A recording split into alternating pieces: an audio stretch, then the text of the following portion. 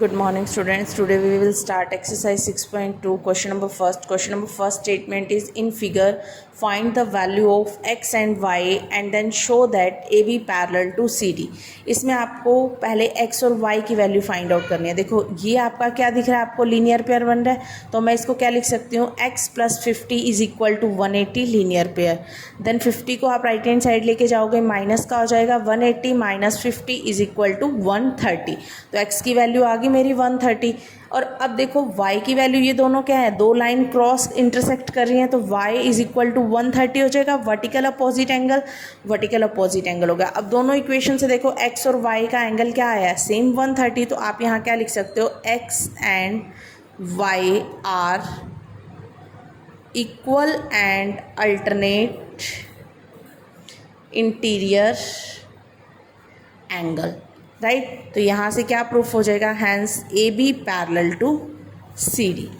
हम ये प्रूफ करना था कन्वर्स ऑफ अल्टरनेट एंगल की प्रॉपर्टी.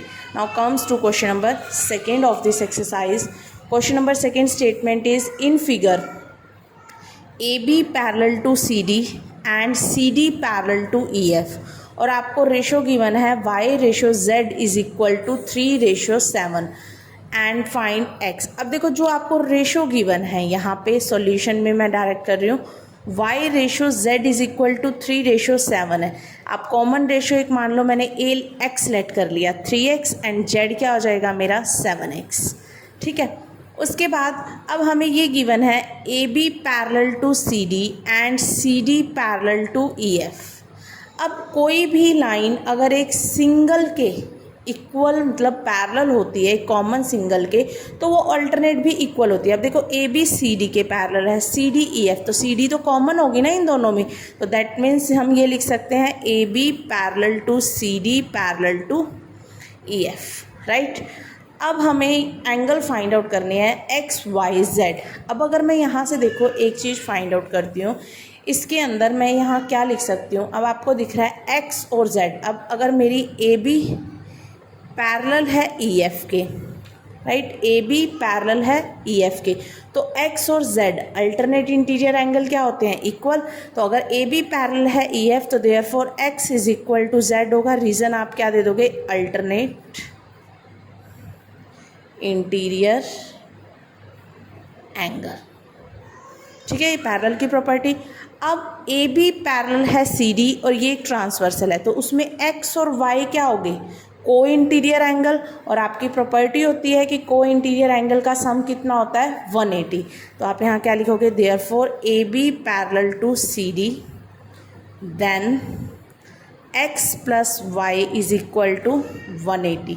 प्रॉपर्टी रीज़न क्या दोगे यहाँ पे, co interior angle, co interior angle. Clear. अब x, अब यहाँ फर्स्ट इक्वेशन से x और z इक्वल है, तो आप क्या लिख सकते हो, फ्रॉम फर्स्ट z लिख लो इसको, z plus Y is equal to 180. अब z की वैल्यू क्या है 7x, y की वैल्यू क्या है 3x is equal to 180. 7 plus 3 10x is equal to 180. Then x is equal to 180 divided by 10 cancel, then x is equal to 18 degree. अब x की value आ गई. हमें क्या फाइंड आउट करना था यहाँ पे, x,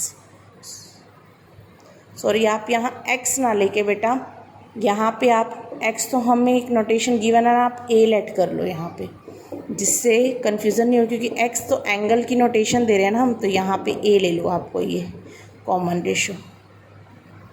यहाँ पे a की वैल्यू 18 आ गई. अब हमें x फाइंड आउट करना है, x z के इक्वल है, तो आप पहले z फाइंड आउट करो. z is equal to 7 into 18. तो 18 को 7 से मल्टीप्लाई करोगे, क्या आ जाएगा 136 डिग्री. ठीक है. अब फ्रॉम फर्स्ट इक्वेशन से आप कह सकते हो कि x और z इक्वल है, तो दैट मीन्स मेरा x भी क्या आ जाएगा 136 degree. That's your answer. Clear. That is the question number second of exercise 6.2. Thank you.